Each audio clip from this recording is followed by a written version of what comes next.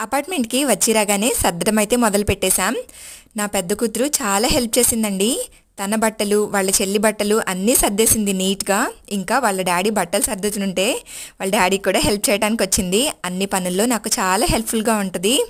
ఇంకా ఇదైతే extra virgin coconut oil అండి. నాకు ఇక్కడ నల్ల నువ్వుల నూనె దొరకలేదు.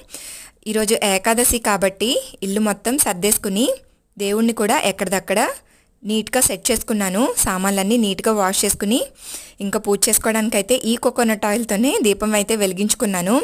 దీపం వెలుగుతున్నంతసేపు అసలు ఆ ప్రశాంతతే వేరండి. ఎంత హాయిగా ఉంటుందో. ఇంకా ఎదురుగా చాలాసేపు అలాగే కూర్చుండిపోయాను. చక్కగా భగవద్గీత కూడా చదువుకున్నాను. హౌస్ ఓనర్స్ అయితే మాకు న్యూ కుక్వేర్ ఐటమ్స్ ఇచ్చారండి. సో ఐటమ్స్ అన్నీ ఫుల్ వీడియో చేసి పెట్టాను. కింద లింక్ అయితే మెన్షన్ చేస్తాను. ఇంట్రెస్ట్ ఉన్న వాళ్ళు తప్పకుండా చూడండి. లైక్ ఇచ్చి సబ్స్క్రైబ్ చేయొచ్చు కదా ప్లీజ్.